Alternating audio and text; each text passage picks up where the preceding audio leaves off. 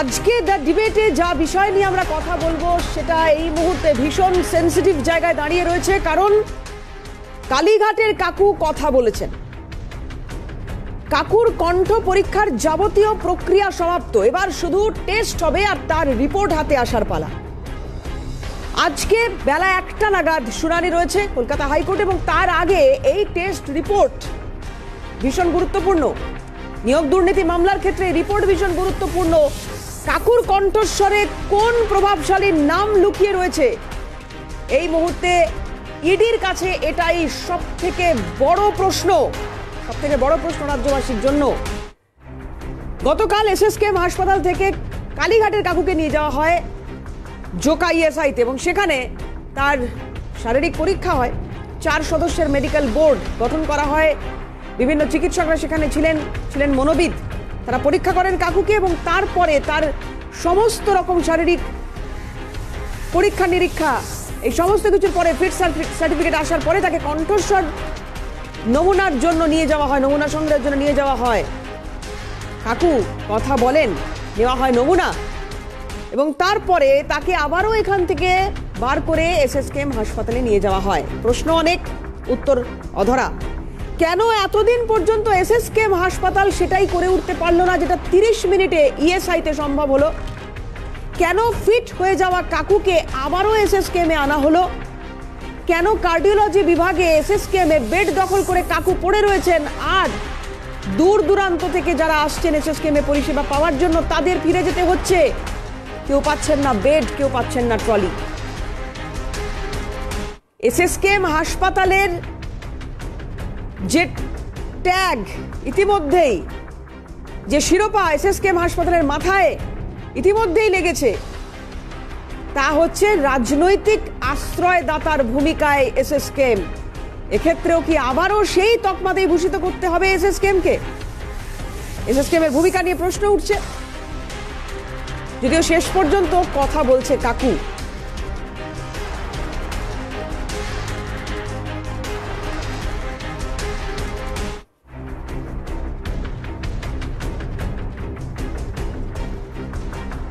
মেঘা আমাদের প্রতিনিধি রয়েছেন, এই মুহূর্তে কথা বলবো মেঘার সঙ্গে। মেঘা, একটু তোমার কাছ থেকে জানার চেষ্টা করি যে নতুন যে আপডেটগুলো এখনো পর্যন্ত সামনে আসছে, সেখানে বিপুল পরিমাণ সম্পত্তির হদিশ, আবারও বিপুল পরিমাণ সম্পত্তির হদিশ এই কালীঘাটের কাকুর ফ্ল্যাটের হদিশ পাওয়া যাচ্ছে। লিপস এন্ড বাউন্স যে কোম্পানির কথা বারবার উঠে এসেছে আলোচনায়, সেই লিপস এন্ড বাউন্সের আরো একটি ব্রাঞ্চের হদিশ পাওয়া যাচ্ছে। আর এই কাকু কিনা কথা বলছিলেন না। মেঘা,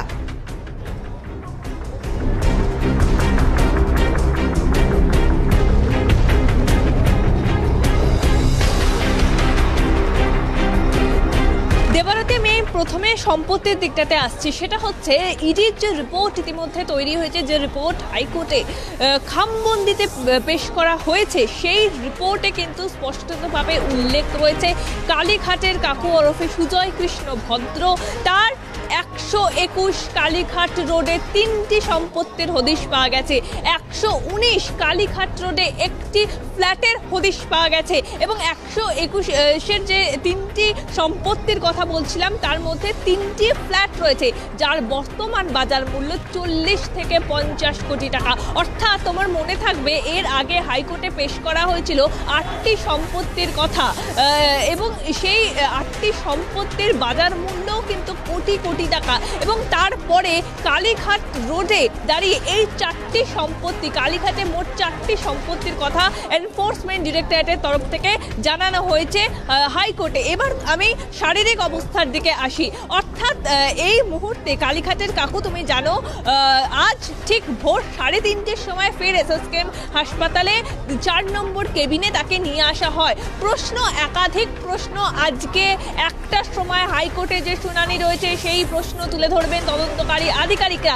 গতকাল যখন ইএসআই হাসপাতালে নিয়ে যাওয়া হলো, ইএসআই হাসপাতালের তরফ থেকে তার শারীরিক চেক চেকআপের পর স্পষ্টত ফিট সার্টিফিকেট দিয়ে দেওয়া হলো এবং তারপরে তার ভয়েস টেস্ট অর্থাৎ কণ্ঠস্বরের নমুনা পরীক্ষা করলো সেখানকার চিকিৎসকরা। 4 জনের টিম গঠন করা হয়েছিল, সেখানে কণ্ঠস্বরে পরীক্ষা করা গেল, অর্থাৎ কাকু সুস্থ রয়েছেন। তারপরেও কি প্রয়োজন ছিল যে কালীঘাটের কাকুকে আবার এসএসকেএম হাসপাতালে 4 নম্বর কেবিনে ভর্তি করা? কালীঘাটের কাকু তো এখন সুস্থ রয়েছেন। গত 4 মাস ধরে এসএসকেএম হাসপাতাল যেটা করতে পারল না, গতকাল একেবারে 8 ঘন্টায় ইএসআই হাসপাতাল সেই পরীক্ষা করে কার্যত সার্টিফিকেট বের করে দেখিয়ে দিল যে কাকু সম্পূর্ণভাবে সুস্থ রয়েছেন, চলাফেরা কথাবার্তা তিনি সবকিছু সঠিকভাবে বলতে পারছেন এবং 3টি বাক্য কাকুকে দিয়ে বলানো হয়েছে, সেই 3টি বাক্য কিন্তু রেকর্ড করা হয়েছে একেবারে। এবং এই 3টি বাক্যে ফলে সেই যে রেকর্ডিং রয়েছে, হোয়াটসঅ্যাপের রেকর্ডিং, সেই রেকর্ডিংয়ে কোন ভিআইপির নাম যুক্ত রয়েছে এবং কোন বড় মাথা লুকিয়ে রয়েছে সেই ভিআইপির নাম কিন্তু জানতে পারবেন তদন্তকারী আধিকারিকরা। তোমাকে জানিয়ে রাখবো, গতকাল একজন ইডির তরফ থেকে ফরেন্সিক তিনি এসেছিলেন, সেই ফরেন্সিক পরীক্ষা তিনি করবেন, অর্থাৎ যে ফরেন্সিক রিপোর্ট, সেই রিপোর্ট আসা মাত্রই কিন্তু প্রমাণ হয়ে যাবে যে হোয়াটসঅ্যাপের যে কথোপকথন ছিল, যে রেকর্ডিং ছিল, সেই রেকর্ডিংয়ে যে ভিআইপি বা যে বসের নাম উল্লেখ রয়েছে, সেই বসের সাথে সরাসরি সুজয় কৃষ্ণ ভদ্র অর্থাৎ কালীঘাটের কাকুর যোগ সাজস ছিল এবং রীতিমতো যোগাযোগ হতো।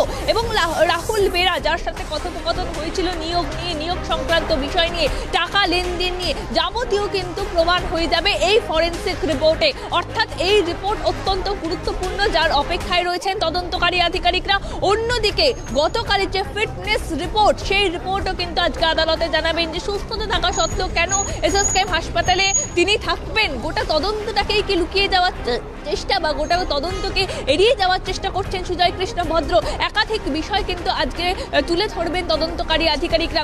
ইতিমধ্যেই তাদের উচ্চপদস্থ আধিকারিক, শীর্ষ আধিকারিকদের সঙ্গে তারা বৈঠক সেরেছেন।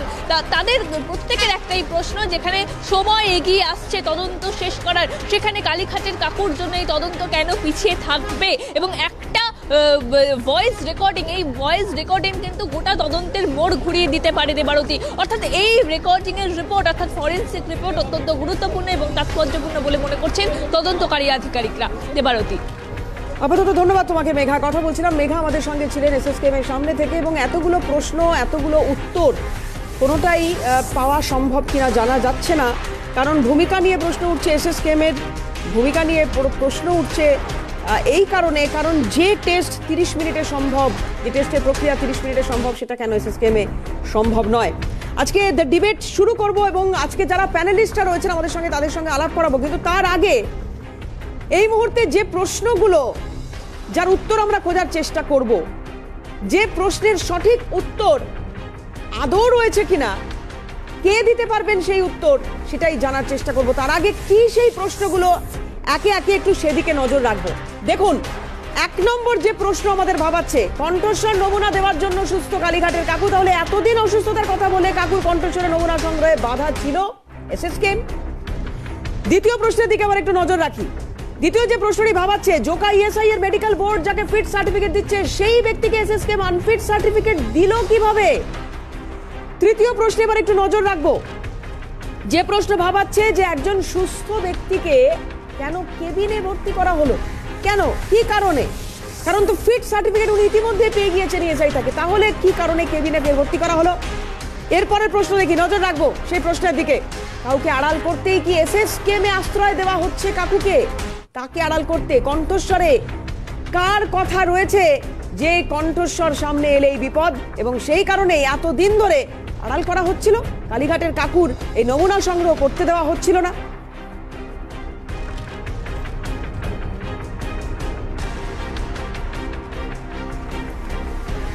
এই প্রশ্নগুলোর দিকে অবশ্যই আমাদের নজর থাকবে, এবং তার সঙ্গে তার পাশাপাশি আজকে যারা প্যানেলিস্টরা রয়েছেন যাদের সঙ্গে কথা বলবো, এবং এই উত্তরগুলো সম্ভবত তারা হয়তো দিতে পারবেন, উত্তর খোঁজার চেষ্টা করবো। আমাদের সঙ্গে রয়েছেন রাজনৈতিক পর্যবেক্ষক অনিন্দ সিংহ রায়।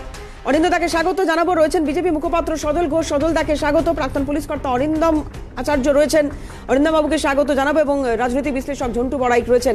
আমি ঝন্টুদাকেও স্বাগত জানাবো। আমি শুরুতে একটু ঝন্টুদার কাছেই আসবো। ঝন্টুদার রাজনীতি এর সঙ্গে কতটা জড়িত রয়েছে সেটা তো সময় বলবে, কিন্তু কথা হচ্ছে যে সুজয় কৃষ্ণ ভদ্র, তার সঙ্গে অন্তত তৃণমূল কংগ্রেসের কোনো যোগাযোগ নেই, বারবার সেটাই সামনে এসেছে। কিন্তু কোন অজ্ঞাত এক সূত্র ধরে এই শাসক দলের সঙ্গে তিনি যুক্ত হয়ে গিয়েছেন বলে বিরোধী রাজনৈতিক দল মনে করছে, এবং বিশেষ করে এমন একটি কোম্পানির তিনি এমন একটি কর্তা, এমন একটি পদে তিনি ছিলেন যে পদে তার মাথার উপরেও আরেকজন কেউ ছিলেন যার নাম অভিষেক বন্দ্যোপাধ্যায়। তাহলে সত্যি কি অ্যাপলিটিক্যাল পুরো বিষয়টা?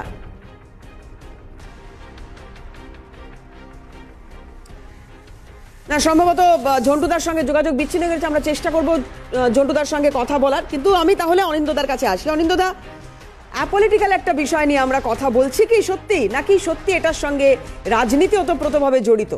কিভাবে দেখছেন অনিন্দদা? দেখুন, আমি প্রথমেই আপনাকে বলি, আমার চিকিৎসকের ওপর যথেষ্ট শ্রদ্ধা আছে এবং চিকিৎসক মানুষের জীবন দান করেন, মানুষ অসুস্থ হলে তাদের সারিয়ে তোলেন। এই চিকিৎসকদের প্রফেশন বলে নোবেল প্রফেশন। সজলদা আরো ভালো বলতে পারবেন, সজলদা এই প্রফেশনের সঙ্গে যুক্ত। যারা চিকিৎসা করেন তারা কোনো রাজনীতি, রং, বর্ণ কিছু না দেখে মানুষের সেবা করেন। আজকে সুজয় কৃষ্ণ ভদ্র, যার কথা আপনারা বলছেন, তিনি এখন সুস্থ না আগে সুস্থ ছিলেন এটা তো আমি বলতে পারবো না, কারণ আমি চিকিৎসক নই। এটা একমাত্র চিকিৎসকরাই বলতে পারবেন। আজকে যে লোকটা সুস্থ আছে, গতকাল সেই লোকটা অসুস্থ থাকতেই পারে, চিকিৎসা শাস্ত্র তারা সুস্থ করে তুলেছে হয়তো, সেটা বলতে পারবেন। এখন প্রসঙ্গ হলো উনার ভয়েস নেবেন কি নেবেন না, দুটো পার্ট। এটা একটা চিকিৎসক আর একটা যারা তদন্তকারী এজেন্সি, তাদের মধ্যে ব্যাপার। তদন্তকারী এজেন্সি তার তদন্তের স্বার্থে তার কিছু ভয়েস নেবেন কি তাকে জিজ্ঞাসাবাদ করবেন, সেটা তাদের ব্যাপার। আর চিকিৎসক যার ভয়েস নেবেন বা যাকে জিজ্ঞাসাবাদ করবেন তার শারীরিক কন্ডিশন যেন ভালো থাকে সেটা দেখবেন। এর মধ্যে রাজনীতি আপনি কোথায় খুঁজে পাচ্ছেন আমি জানি না। যদিও বিজেপি বা বিরোধী লোকেরা তারা তো নিজেরা কি কাজ করেছি বলে উঠতে পারেন না মানুষকে, মানুষের কাছে তাদের দায়বদ্ধতা নেই, তাদের বৈতরণী পার হওয়ার জন্যই যে কোনো বিষয়ে তৃণমূলকে দাকিয়ে দেওয়াই তাদের কাজ। হয়তো তারা আগামী দিনে সেগুলো দেখতে হবে না, পরবর্তীকালে হয়তো সজলদা দেখবেন সেটাই কথা বলবেন, কিন্তু এর সঙ্গে রাজনীতির কোনো যোগ নেই। সর্বোপরি বলি, সুজয় কৃষ্ণ ভদ্র তৃণমূলের কেউ নন। উনি যে কোম্পানিতে চাকরি করতেন সেই কোম্পানিতে হয়তো তৃণমূলের কেউ আছেন। আজকে সজলদারও অনেক ব্যবসা আছে, সজলদার ব্যবসায় যে লোকটি মনে করুন চাকরি করেন, তিনি কি বিজেপি করবেন বা বিজেপির সঙ্গে যুক্ত আমরা মেনে নেব? নিশ্চয়ই নয়। দুটো পার্ট আলাদা, দুটোকে এক করবেন না। কিন্তু সজলদার কোনো কর্মী এটা নিশ্চয়ই বলবেন না যে কোনোদিন এরকম কোনো ঘটনা ঘটলে যে সজলদাকে অত সহজে ধরা যাবে না। যেমন এখানে কালীঘাটের কাকু বলেছেন যে আমার সাহেবকে অত সহজে ধরা যাবে না, বা আমার সাহেবকে কোনোদিনই ধরা যাবে না। সজলদার অফিসের কোনো কর্মী সেরকমটা করবে কি? যদি করে তাহলে তো সজলদার বিরুদ্ধেও তদন্ত হওয়া উচিত। আমি উত্তরটা আপনাকে দিই। দেখুন, এটা ওই সুজয় কৃষ্ণ ভদ্র কেন বলেছেন, উনি ওনার সাহেব বা যার কথা উনি বলছেন অভিষেক বন্দ্যোপাধ্যায় ওখানকার সিইও ছিলেন, তার প্রতি আনুগত্য থেকে বলছেন কি বলেননি সেটা আমি বলতে পারবো না। তবে একটা কথা আপনাদের জানিয়ে রাখি, আপনাদের সংবাদ মাধ্যমে আমরা দেখেছি অভিষেক বন্দ্যোপাধ্যায় বুক চিতিয়ে বলেছে যদি নিয়োগ দুর্নীতিতে 10 পয়সার কোনো অপরাধ দেখতে পান লিপস অ্যান্ড বাউন্সে, তাহলে ... বাকিগুলো তো সজলদা বলবেন। ডটটা আমি বলে দিচ্ছি সজলদার কাছে যাওয়ার আগে, সেটা হচ্ছে তাহলে আমি রক্ষা কবচ চাইতে সুপ্রিম কোর্টে চলে যাব। যাই হোক, সজলদার কাছে আসি। সজলদা, আমি আসবো অনিন্দদা। সজলদার কাছে, সজলদা কি দেখছেন পুরো ব্যাপারটা থেকে, কি বুঝতে পারছেন? অনেকগুলো কথা অনিন্দদাও বলেছেন, আমি আশা করি আপনি শুনতে পেয়েছেন। আমি এগুলোর প্রত্যেকটারই উত্তর চাইবো সজলদা। আমি অন্য কিছু দেখছি না, হ্যাঁ আমি অন্য কিছু দেখছি না। আমি অবাক বিস্ময়ে মানুষ রূপী এই তৃণমূলের প্যানেলিস্টদের নির্মমতা দেখছি। এটা মানুষ রাগ করবে না, আমি ওকে ভালোবাসি, কিন্তু তৃণমূল করতে গেলে যে এত নিচে নামতে হয়, যে ওর সঙ্গে পার্টির কোনো যোগ নেই। ও প্রথমত মমতাদির হয়ে ডামি ক্যান্ডিডেট হয়েছিল একবার, ও মমতার নির্বাচনের ইলেকশন এজেন্ট হয়েছিল আরেকবার। ও নিজে মুখে বলছে আমি তৃণমূল করি, আপনাদের চ্যানেল দেখিয়েছে। ও বলছে সজলদার কোম্পানিতে কত লোক চাকরি করে। আরে ননসেন্স, এরম ভাবে কথা বলা যায়? সজলদা সাহেব তাকে কেউ ছুঁতে পারবে না। আচ্ছা, যদি রাজনীতির যোগ না থাকে, যেখানে আমরা প্রতিদিন দেখতে পাই বাচ্চাদের জায়গা হচ্ছে না, যে হাসপাতালে মৃত্যু শয্যায় মৃত্যুর সঙ্গে যুদ্ধ করা বাচ্চারা জায়গা পাচ্ছে না, সেই হাসপাতালে কাকু কি করে শুয়ে থাকে? স্বাস্থ্যমন্ত্রী হিসেবে মুখ্যমন্ত্রী কেন তার জন্য পদত্যাগ করবে না? জবাব দিতে হবে না? এসব নেকা নেকা কথা বলা বন্ধ করুন। সময় এসেছে, মানুষ এবার প্রতিবাদটা অন্যভাবে করবে। আপনি আমাকে উত্তর দিন, যখনই যে কোনো আসামির শরীর খারাপ হয় তারা কি করে স্থান পেয়ে যায় পিজিতে, উত্তর দিতে হবে স্বাস্থ্যমন্ত্রীকে। আপনি যদি না দিতে পারেন, আপনি যদি মনে করেন যোগ নেই, বিইং আ হিউম্যান, আপনি একটা বাচ্চার বাবা, আপনারও ঘর সংসার আছে, আপনি রাস্তায় দাঁড়িয়ে প্রতিবাদ যদি না করতে পারেন, এই চ্যানেলে প্রতিবাদ করুন যে এই ধরনের আসামিদের এই ধরনের ট্রিটমেন্টের আমি বিরোধিতা করছি, আমি সরকারের কাছে দাবি করছি। বুঝবো মিনিমাম মুরদ আছে। নেকা নেকা কথা। আরে শুনুন, কাকু হচ্ছে এমন একটা কণ্ঠস্বর, কাকুর গলা থেকে যে শব্দ বেরোবে সেই শব্দে তো আরেকজনের গলা বন্ধ হয়ে যাবে।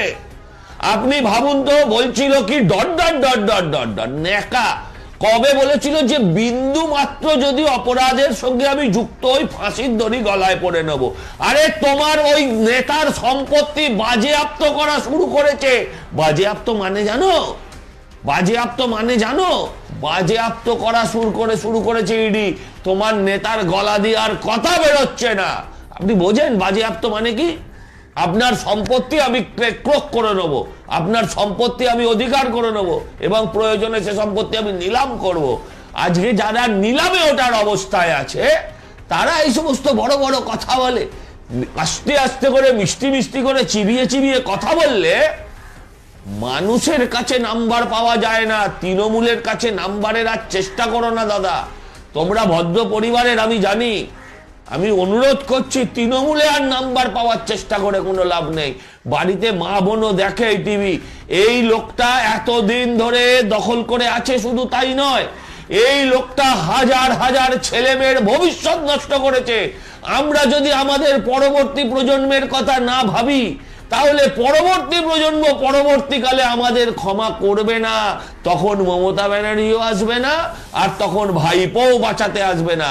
ছেলে যখন বলবে বাবা আমায় লেখাপড়া শিখিয়ে তুমি কি হরিদাস পাল বানালে, আমাকে লেখাপড়া শিখে যদি অন্য কল সেন্টারে গিয়ে কাজ করতে হয়, আমাকে লেখাপড়া শেখার পর যদি আমাকে কোনো কাজকে ছোট করছি না, কিন্তু যোগ্যতা অনুযায়ী যদি আমি কাজ না পাই, তাহলে ছেলে মেয়েকে আমি কি করবো? বাইরে পাঠিয়ে দেবো।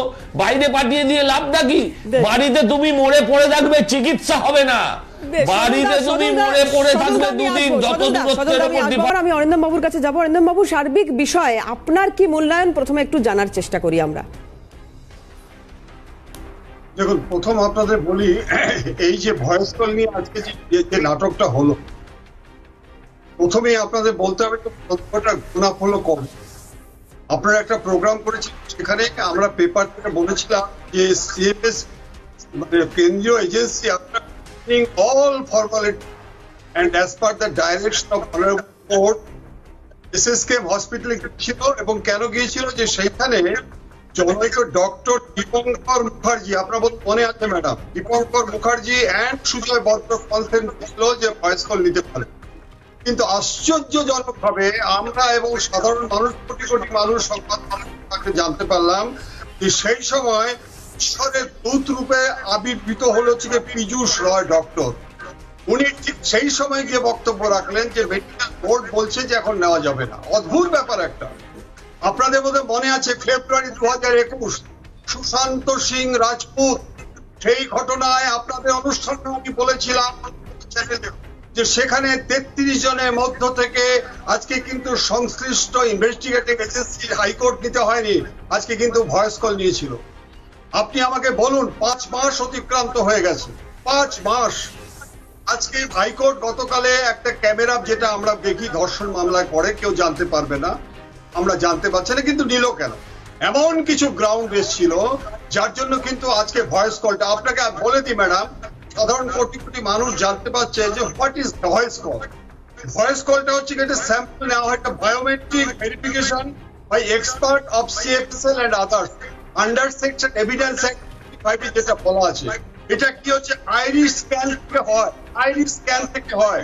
এবং এখানে অনেকে বলছে যে গলা যদি ছট না বের হয়, গলা যদি আজকে প্রবাহ হয়ে যায়, পারবে না ম্যাডাম। আপনি জেনে রাখুন normal flow of voice, normal flow of voice and voice waves, এটা তো মারাত্মক, সেটাকেই বলে হচ্ছে বায়োমেট্রিক ভেরিফিকেশন। এইখানে যদি আজকে সুজয় ভদ্র কিছু করতে চায়, তাকে শিখিয়ে দিয়ে তুই বোমা হয়ে যা, তুই কোনো বক্তব্য রাখবি না, পারবে না।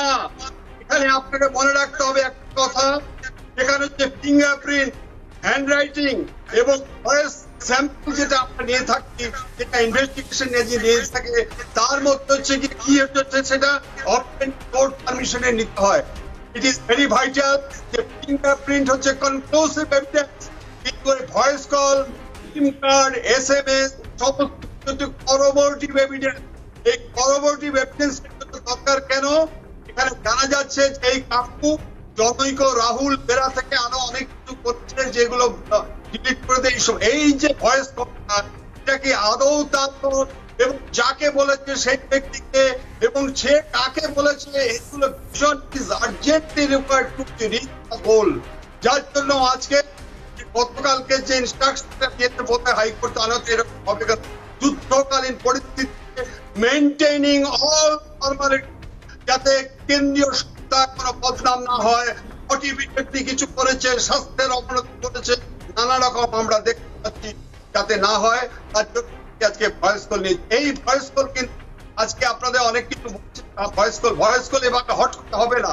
ভয়েস কল কিন্তু আজকে সিএফএসএল যাবে এবং তারা বায়োমেট্রিক, আজকে যে কথাটা বললাম, বায়োমেট্রিক ভেরিফিকেশনের থ্রুতে কিন্তু প্রমাণিত হবে যে বিগত দিনের যে ভার্সন এবং এই ভার্সন যদি এক হয়, তাহলে জেনে রাখুন, শুনে রাখুন, আন্ডার পিএমএলএ অ্যাক্ট আছে সেই শাস্তি কিন্তু 5 থেকে 7 বছর এবং 5 লক্ষ পানিশমেন্ট, যদি কেসে যদি পানিশমেন্ট হয়, এই পানিশমেন্ট কিন্তু আরো বাড়তে পারে। বেশ, অরিন্দম বাবু, আমি একটু বিরত করব আপনাকে, আমি প্রত্যেকেই থাকতে অনুরোধ করব এবং জন্টুদা আমাদের সঙ্গে রয়েছেন, আমি জন্টুদার কাছে আজলিঘাটের কাকু তিনি কণ্ঠ দিলেন এবং এই কণ্ঠস্বরের নমুনা সংগ্রহের পর সেই টেস্ট রিপোর্ট হাতে আসার সময়ের অপেক্ষা। আজ বেলা 1টা থেকে ফের শুনানি রয়েছে মহামান্য কলকাতা হাইকোর্ট এবং সেখানে ইডি এই রিপোর্ট পেশ করতে পারে কিনা সেদিকে অবশ্যই নজর থাকবে। তবে যেটা এই মুহূর্তে সব থেকে চিন্তার বিষয় কালীঘাটের কাকুর জন্য, এবং কালীঘাটের কাকুর কণ্ঠস্বরে যে প্রভাবশালীর নাম থাকতে পারে বলে ইডি মনে করছে, সেই প্রভাবশালী বা প্রভাবশালীদের জন্য যে নিয়োগ দুর্নীতি মামলায় সেই প্রভাবশালীরা কিভাবে যুক্ত, কোটি কোটি টাকার লেনদেন হয়েছে। ইডি সূত্রে এমনটাই খবর পাওয়া গিয়েছে বারবার যে নিয়োগ দুর্নীতির টাকা এই সুজয় কৃষ্ণ ভদ্র যে কোম্পানিতে কাজ করতেন অর্থাৎ লিপস অ্যান্ড বাউন্স, সেখানেও গিয়েছে, সেখানেও ঢুকেছে। এবং একটা সময় এই লিপস অ্যান্ড বাউন্স কোম্পানির মাথায় কে ছিলেন? অভিষেক বন্দ্যোপাধ্যায়, যিনি এই সুজয় কৃষ্ণ ভদ্রের সাহেব। যদিও সুজয় কৃষ্ণ ভদ্র কনফিডেন্ট তার সাহেবকে কেউ ধরতে পারবে না। আমাদের সঙ্গে প্যানেলিস্টরা রয়েছেন, ঝন্টুদা রয়েছেন, আমি ঝন্টুদার কাছে একটু আসবো।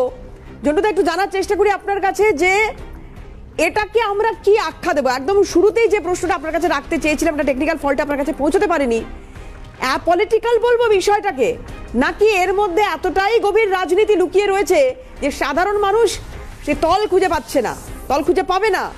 কিভাবে দেখছেন ঝন্টুদা?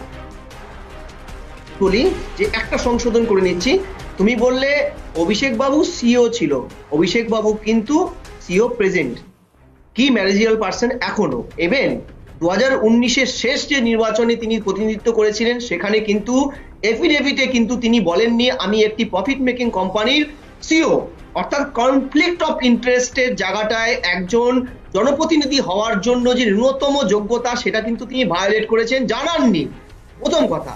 দ্বিতীয় কথা হচ্ছে, তুমি বললে গভীর, না গভীর নয়, একদম স্বচ্ছ। কালীঘাটের কাকুর সাথে তৃণমূলের যোগ, সজল বাবু আমাকে তুমি পাওনি বলে সজল বাবু কিন্তু উত্তরটা সঠিক দিয়েছিলেন যে তিনি নির্বাচনী এজেন্ট শুধু ছিলেন না, তিনি ছিলেন ড্যামি ক্যান্ডিডেট। খেয়াল করে দেখবে দেবারতী যে এই ভদ্রলোকের বাড়ি বেহালায়, তার অফিস হচ্ছে নিউ আলিপুরে। ভোটে ড্যামি ক্যান্ডিডেট হলেন মমতার প্রথম নির্বাচন এই মুখ্যমন্ত্রী হিসেবে 2011 সালে ভবানীপুরে। এবং আমরা সংসদীয় গণতন্ত্রের বর্তমানে ভারতবর্ষের যে রাজনীতির চিত্র দেখি, সেখানে কিন্তু মেইন স্ট্রিম পলিটিক্স ড্যামি ক্যান্ডিডেটদের দাঁড় করিয়ে ভোট কন্ট্রোল করার একটা মেকানিজম। অর্থাৎ সেই সময় কিন্তু তৃণমূল এই ভদ্রলোককে ড্যামি ক্যান্ডিডেট করেছিল যাতে মমতা ব্যানার্জির ভোটে জিতে আসাটা কার্যত ক্লিন সুইপ হয়, শুধু নয় বিপুল ভোটে জিতে একদম দলের গ্রিপে আসা। এই জন্য কিন্তু কালীঘাটের কাকুকে ব্যবহার করা হয়েছিল। এই সেই কালীঘাটের কাকু, যে কালীঘাটের কাকু কিন্তু স্টিং অপারেশন, নারদ স্টিং অপারেশনে দেখা গেছে। এই সেই কালীঘাটের কাকু যাকে কয়লা কেলেঙ্কারিতে ইডি ডেকেছে। এই সেই কালীঘাটের কাকু যিনি নিজে স্বীকার করেছেন আমি তৃণমূল কংগ্রেস করি। এই যে প্রত্যেকটা ঘটনা একসাথে সাজালে উনি অভিষেকের নাম নিয়েছেন, গোপাল দলপতি এবং তাপস মণ্ডলের মুখ থেকে এই ভদ্রলোকের নাম উঠে এসেছে, যিনি পরীক্ষা শিক্ষা করেছেন, তার মালিক অভিষেক। অর্থাৎ সিটের নাম কিন্তু সরাসরি এসছে এবং ম্যাটেরিয়াল ট্রান্সফার অন রেকর্ডের মাধ্যমে কিন্তু কোর্ট প্রথম জানতে পেরেছে ইস্টার্ন বাবুস নামক একটি ডুবিয়ার্স কোম্পানি আছে যা প্রচন্ড পরিমাণ দুর্নীতির টাকা সাইফুন করে। তোমাকে দেওয়ার একটা কথা বলি যে পশ্চিমবঙ্গে যতগুলো দুর্নীতি হয়েছে সেগুলোকে যদি প্রত্যেকটা একটা উপনদী বা শাখা নদী বলো, তাহলে প্রত্যেকটা গিয়ে মিলেছে একটা সমুদ্রে, এটা হচ্ছে লিফট অ্যান্ড বাউন্স। এই যে গোলযোগটা, এই যে একটা সার্কেল কমপ্লিট হলো, এই সার্কেলটা কমপ্লিট হবে তার পুরো টেস্ট, ভয়েস টেস্ট আছে। এই ভয়েস টেস্টটাই তুমি খেয়াল করবে উনি অ্যারেস্ট করার আগে কার্যত কাউকে নির্দেশ দিয়েছিল, ইডি যেটা বলেছে যে নির্দেশ দিয়েছিল সমস্ত ডকুমেন্টস ডিলিট করে দেওয়ার। অর্থাৎ নিয়োগ দুর্নীতি, প্রাথমিকের নিয়োগ দুর্নীতি যত ডকুমেন্ট, যত ধরনের অ্যাডমিট কার্ড ছিল ডিলিট করার নির্দেশ তিনি কাউকে দিয়েছিলেন, সেটাকে স্ট্যাবলিশ করা। এটা স্ট্যাবলিশ হলে কিন্তু অনেক অনেক তার মালিক কার্যত ফেসে যাবে। শুধু নয়, তোমাকে আবারও বলি, এর নিয়োগ দুর্নীতি 2013 সালে বামপন নেতা আমাদের গৌতম দেব তিনি বলেছিলেন লিভস অ্যান্ড বাউন্স এই পশ্চিমবঙ্গে একটি একদমই সিএনকে সর্বপ্রথম সেই সাক্ষাৎকার তিনি দিয়েছিলেন। একদমই ঝন্টুদা একদম সঠিক কথা বলেছেন আপনি। আমি এবার একটা একদম অন্য একটা বিষয়ে একটু সবার মত চাইবো, সবার কাছ থেকে জানতে চাইবো যে একটা ছবি দেখাবো আপনাদের। দেখুন, যখন আমরা এসএসকেএম নিয়ে কথা বলেছি বারবার এই অভিযোগ উঠেছে যে এসএসকেএম কি আদপে এমনটাই হয়ে দাঁড়াচ্ছে যে পলিটিক্যাল শেল্টার দিচ্ছে তারা। কারণ এই কারণে বারবার বলার চেষ্টা করছি যে একদিকে এসএসকেএম হাসপাতালে কোনো প্রভাবশালী এলেই তারা বেড পেয়ে যাচ্ছেন, কেউ কেউ শিশুর বেডেও দখল করে শুয়ে থাকছেন দিনের পর দিন। আর দেখুন যে ছবি আপনাদের দেখাচ্ছি, এখানে ক্যান্সার আক্রান্ত এক মা যিনি ট্রলি পেলেন না, তাকে তার ছেলেরা এইভাবে একেবারে বিছানার চাদরে মুড়িয়ে নিয়ে যাচ্ছেন হাসপাতালের ভেতরে, কারণ ট্রলি নেই।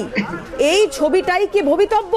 কি করে দিনের পর দিন, মাসের পর মাস, মাসের পর মাস এইভাবে এসএসকেএম হাসপাতালের বিরুদ্ধে এই ধরনের অভিযোগগুলো উঠছে। আর কেন তিনি ট্রলি পাচ্ছেন না? কারণ তার কাছে নাকি অরিজিনাল আধার কার্ড নেই।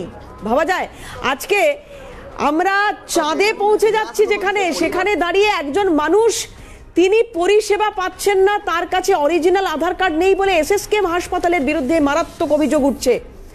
আমি প্রত্যেকের ইন্ডিভিজুয়ালি মত চাইবো এই বিষয়ে।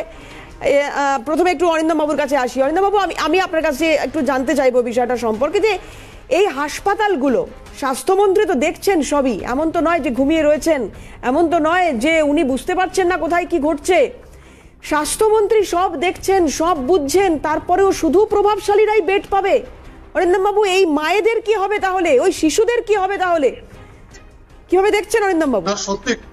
সত্যি খুব দুঃখজনক ঘটনা আপনারা যেগুলো দেখালেন। তার সাথে আপনারা এটাও বলুন যে মুর্শিদাবাদে একের পর এক মৃত্যুগুলো কিভাবে হলো বিভিন্ন জায়গায় due to the non cooperation of the authority of hospital, respective hospital, যে কোনো হসপিটাল। আজকে হাহাকার। এটা সম্ভব হচ্ছে কেন? এটা সম্ভব হচ্ছে কি বিরোধী পক্ষ যারা আছে আমাদের এখানে, তারা কিন্তু দন্ত সমস্ত হীন। আজকে এটা যদি শাসক দল যদি আজকে বিরোধী দলে থাকতো, তাহলে আজকে প্রতিবাদ সোচ্চার হয়ে বাড়ি সমস্ত জায়গা স্তব্ধ হয়ে যেত। দিনের পর দিন আজকে এত অন্যায়, এত অত্যাচার, এত শিশুদের মৃত্যু, মানুষ স্বাস্থ্যঘাটি নিয়ে গিয়ে আজকে ফিরে আসছে, এটা সব জায়গায় নয়, কিছু কিছু জায়গায় পাচ্ছে। যদিও যে দৃশ্যগুলো আপনারা দেখাচ্ছেন পেপারে, যেগুলো পড়ছি, সত্যি খুব কর্মদায়ক, এটা ভাষা দিয়ে প্রকাশ করা যায়। বেশ, অরিন্দমবাবু আমি আসবো আবারও আপনার কাছে। আমি একটুখানি স্বাভাবিকভাবে সজলদা আমি আপনার কাছে আসবো যে এসএসকেএম হাসপাতালে যে ছবি আমরা দেখছি, আমরা যদি এটা দেখে থাকি যে এখানে বেড খুব সহজেই পাওয়া যায়, তাহলে সেটা একজন বা দুজনের ক্ষেত্রে হবে না, তাহলে সেটা সবার ক্ষেত্রে হবে। কিন্তু যে ছবিগুলো বারবার ধরা পড়ছে, চিকিৎসা করাতে এসে ফিরে যেতে হচ্ছে, দালাল রাজের রমরমা চলছে, এসএসকেএম হাসপাতাল মমতা বন্দ্যোপাধ্যায়ের স্বপ্নের সাধের হাসপাতাল, সুপার স্পেশালিটি হাসপাতাল, তার এই ছবি সজলদা। আর কালীঘাটের কাকুরা দিব্যি রয়েছেন।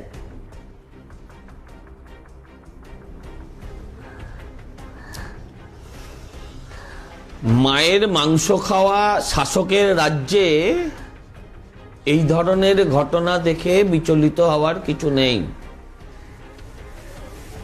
এদের কাছে মা মাটি মানুষ যারা বলে, সে রাজ্যে মায়ের অবস্থা একটা কুকুরের থেকে খারাপ। খারাপ ভাবে নেবেন না কথাটা। ট্রলি দিতে পারে না, কারণ ট্রলি নিয়ে লোকে পালিয়ে যায়, ঠিক কথা। কোনো ভিন রাজ্যে এরকম ঘটনা ঘটে না। আমি অরিন্দমদার প্রতি ভীষণভাবে শ্রদ্ধাশীল, আরো একটু স্পেশালি ভালো লাগে কারণ উনি সরকার বিরোধী বলেন। আমার একটা ছোট্ট প্রশ্ন আছে দাদা, আমাদের ব্যর্থতাকে কোনোভাবে অস্বীকার করছি না, বিরোধীদের ব্যর্থতাকে কোনোভাবে অস্বীকার করছি না। সঙ্গে সঙ্গে আমি এটাও বিশ্বাস করি মমতা বন্দ্যোপাধ্যায় বিরোধী থাকাকালীন অনেক বড় আন্দোলন করেছিলেন, আমি কিছুক্ষণের জন্য ধরে নিলাম। অরিন্দমদা আপনি আমাকে বলুন তো, বাংলার একজন নাগরিক হিসেবে, বাংলার একজন প্রশাসক হিসেবে, আপনি একদিন প্রশাসনের একটা পার্ট ছিলেন, আজকে আপনাদের মতন সাধারণ মানুষদের ভূমিকা কি? আমরা কিন্তু অনেকটাই পিপু ফিসুর মতন হয়ে যাচ্ছি, যে পিঠ পুড়ছে, পুরো কথাও বলছি না, বলছি ফিসু মানে ফিরেছো। আমরা কিন্তু সাধারণ মানুষ রাস্তায় নামছি না। আপনাদের ভাবতে হবে যে আমরা যখন ঈশ্বরের কাছে চাই, যে ঈশ্বর আমাদের সবকিছু দিয়েছে, তার প্রতিও মানত করি, উপোস করি, রোজা করি, হ্যাঁ, কেউ চাদর চড়াই, কেউ পুজো দিই।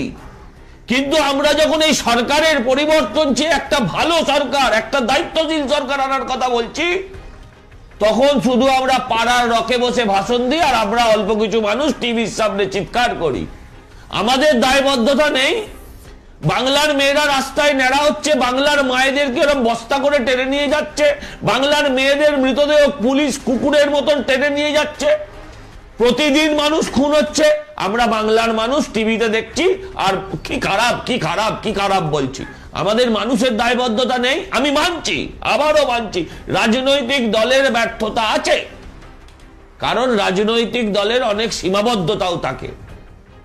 আপনাদের সাধারণ মানুষ যদি রাস্তায় নামতো, শ্রীলঙ্কায় যে হাল হয়েছে, এই রাবণের আত্মীয় রাজ্য পশ্চিমবঙ্গেও এই সরকারটা সে হাল হতো, কিন্তু মানুষ নামছে না এখনো। মানুষকে জাগতে হবে। বাঙালি খুব দেরিতে জাগে। 35 বছর সিপিএম কে সহ্য করেছিল, এদেরকেও প্রায় 15 বছর হতে চললো এরা সহ্য করছে, কিন্তু আমরা 50টা বছর আমি একটু অরিন্দম বাবুর কাছে আসি। অরিন্দম বাবু কথা কিছু বলার রয়েছে সজলদার কথার প্রেক্ষিতে। অরিন্দম বাবু। না না, আমি সজল বাবুকে অত্যন্ত শ্রদ্ধা করি। ও খুব লড়াকু নেতা, ওর পার্টির উপরে অত্যাচার হয়েছে এবং সেটা সব জানি। কিন্তু আমার বক্তব্য হচ্ছে, ও যে কথাটা বলেছে না যে আমি সরকার বিরোধী, কখনো নয়, আমি অন্যায়ের বিরোধী। আগামী দিনে যদি তৃণমূল কংগ্রেস না থাকে, যারা আসবে তারা অন্যায় করে আমরাই সোচ্চার হব। ঠিক আছে, এখন অন্যায়টা সরকার করছে, আপনি সরকারের বিরুদ্ধে বলছেন। আমি আমার কথা প্রত্যাহার করে এটা বললাম যে আপনি অন্যায়ের বিরোধিতা করেন। আমি আমার কথা প্রত্যাহার করলাম, বাকিটার উত্তর দিন, বাকিটার উত্তর দিন। আপনি সরকার বিরোধী, এই অন্যায় বিরোধী কোন মিছিলে কি অংশগ্রহণ করেছেন? কেন করেননি? আজকে বুদ্ধিজীবীরা কোথায় এই প্রশ্ন করেছেন? আমরা ফেসবুকেই আমাদের দায়বদ্ধতা শেষ করি। না সজল বাবু, আপনি বলুন, আপনি তাহলে বলতে চাচ্ছেন যে সব মিছিলের সব মানুষ যাবে? আজকে 10 কোটি মানুষ এন্ট্রি নিচ্ছে, তাদের মানসিকতা, তাদের মন, তাদের কিছু নেই কি? সবাইকে আজকে মিছিলে যাবে? পার্টির মিছিলে নয়, পার্টির মিছিলে নয়, নাগরিক মিছিল তৈরি হয়নি একটাও। কোন রাজনৈতিক মিছিলে নয়, নাগরিক মিছিল, বুদ্ধিজীবীদের মিছিল, শিক্ষিত বুদ্ধিমান যারা ভবিষ্যৎটা দেখতে পাচ্ছে তাদের মিছিল। আমি রাস্তায় নামার কথা বলেছি, আমি কোনো পার্টির পেছনে দাঁড়ানোর কথা বলিনি অরিন্দম দা, আমি বলছি, আপনি ভুল বুঝবেন না। আপনি আজকে ডাকলে পরে আপনার পাশে এত লোক দাঁড়ায় কেন? আর অন্যান্য তো দেখছি তারা তো নিজের পাড়াতেই স্থান পায় না, তারা অন্যান্য জায়গায় বড় বড় কথা বলে। আজকে আপনাদের ডাকে এত হাজার হাজার মানুষ আসছে কি করে? আমি ব্যক্তি অরিন্দমদার কথা বলিনি, আমি দাদা আবারও ভুল বুঝবে নাই, ব্যক্তি অরিন্দমদার কথা বলিনি, আমি বলছি সাধারণ মানুষের কথা, আমি বলছি বাংলার মানুষের কথা। যে মেয়েটা ন্যাড়া হচ্ছে তার বাড়ির লোক কাঁদছে, কিন্তু সে কখনো ভাবছে না যে আরো একদল অন্য কোথাও যন্ত্রণা ভোগ করছে। অতএব এই সরকারটাকে তাড়াতেই হবে। আমি একটু বিরত করি, বাকিদের একটু বলার সুযোগ করে দিতে হবে। আমি জন্টুদার কাছে আসবো। জন্টুদা বলুন। সঠিক, আমি একজন শিক্ষক হয়ে আমি আমার লিমিটেশন, আমার অপারগতা কিন্তু আমি স্বীকার করছি। দেখুন সজল বাবু, এমন আমরা অনেকে আছি যারা মানে সে সংখ্যাটা খুবই কম এক একটা প্রতিষ্ঠানে, যে আমরা একটা ডিএর বিরুদ্ধে মামলা করেছি, সরকার ডিএ দিচ্ছে না বলে। এই চাকরির বিরুদ্ধে, চাকরির চোরদের বিরুদ্ধে যখন জনস্বার্থ মামলা ইন্ডিভিজুয়ালি করেছি, এমনও উদাহরণ আছে বিশ্ববিদ্যালয়ের গেটে গলা কেটে ঝুলিয়ে দেওয়া হবে, এমন থ্রেটও আমরা অনেকে পেয়েছি। কিন্তু বিশ্বাস করুন সজল বাবু, যেখানে একজন মাননীয় ভিসি কে হেনস্থা করা হয়, দিনের পর দিন ক্যাম্পাসে যেতে পারে না বলে, দু একটা গলা ঝুলবে, দু চারটে গলা ঝুলবে, হয় আমার নয় আপনার, কিন্তু তাতে আমাদের ভবিষ্যৎ প্রজন্ম সুরক্ষিত হবে। দু একটা গলা ঝুলবে, এটা বাস্তব, এই সত্যকে মানতে হবে।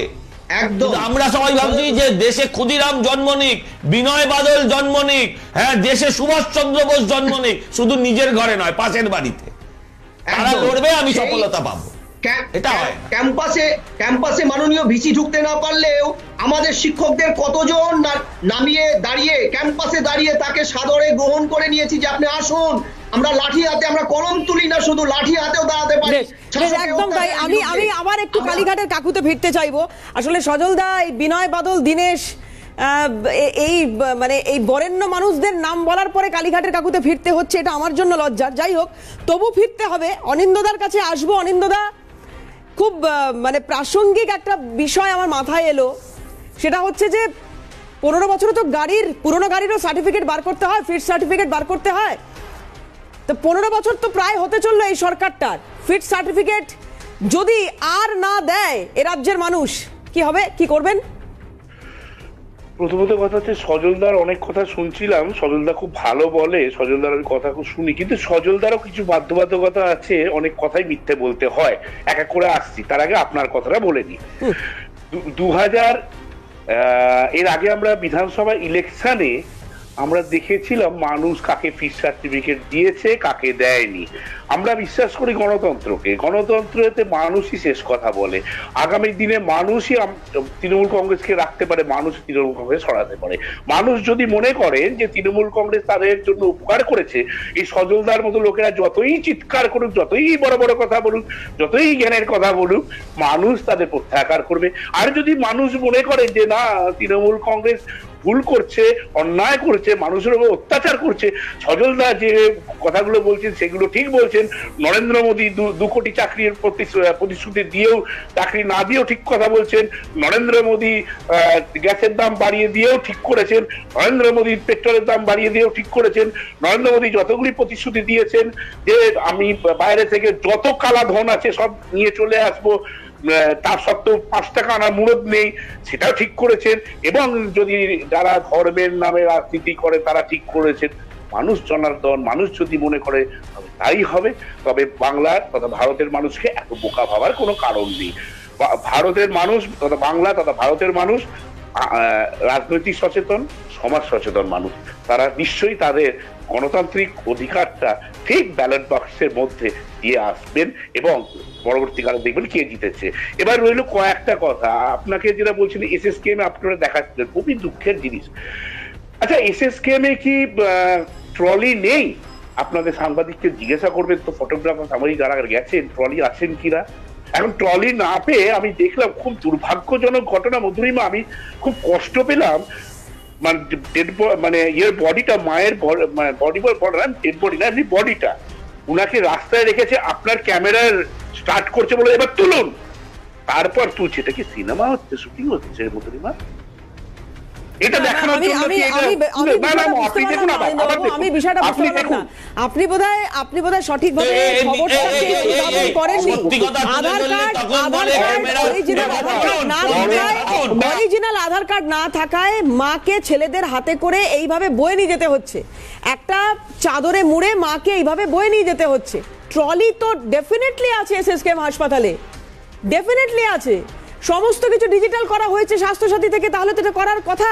আধার কার্ডের নাম্বার যদি থাকে তাহলেই তো এটা পেয়ে যাওয়ার কথা দাদা, কেন পাওয়া যাচ্ছে না? এখানে তো ফটোকপি দেওয়া হয়েছে, কেন পাওয়া যাচ্ছে না? অরিজিনাল আধার কার্ড দরকার, তবে হবে। আর কালীঘাটের কাকু জ্যোতিপ্রিয় মল্লিক তারা এমনি এমনি শুয়ে থাকবেন, শিশুর বেড দখল করে শুয়ে থাকবেন। বলে দিই, আমাদের দেশের প্রধানমন্ত্রী নরেন্দ্র মোদী ডিজিটাল সেফ বলতে দিন না, এটা দেওয়া যায় না। আমি বলছি, আমি এক মিনিট এই তো সজলদা খারাপ লাগছে, আমি স্বাভাবিক হয়ে বলছি, হয় না, তা না হলে ট্রলিটা নিয়ে পালিয়ে যায়, ট্রলি নিয়ে পাবলিক পালিয়ে যায়। কিন্তু এমন তো এমার্জেন্সি ঘটতেই পারে যে সবাই তো আধার কার্ড নিয়ে আসবে না, তার ব্যবস্থাও তো রাখতে হবে একটা সরকারি হাসপাতালকে। আমাদের দেশের প্রধানমন্ত্রী বলেছেন ডিজিটাল সেফ লকার, সজলদা যেগুলো ব্যবহার করেন মানুষকে সচেতন করতে হবে। শুনুন, আধার কার্ডটা বড় প্রশ্ন নয়, আধার কার্ড না থাকলে হবে না, এটা সম্পূর্ণ ভুল কথা। আমি দায়িত্ব নিয়ে বলছি, সম্পূর্ণ ভুল কথা। এটা কি বলুন তো, আমার বরং আপনার মাধুরীরা মনে হয়েছে যে আপনার চিত্র সাংবাদিক ট্রলি বার করে দিতে পারতো। কি অরিন্দম দা, আমি ভুল বললে বলবেন, আপনি তো সত্যি কথা বলছিলেন, এতক্ষণ অনেক কথা বলছিলেন। ট্রলিটা খুঁজে দেওয়াটা বেশি দরকারি ছিল না, ফটোটা তোলা, ক্যামেরা শুট অ্যাকশন বলাটা বেশি দরকার ছিল? বলুন তো, কথা বলছেন পশ্চিমবঙ্গের মানুষ। দেখি অরিন্দম বাবু কি বলেন, বেশ অরিন্দম বাবু।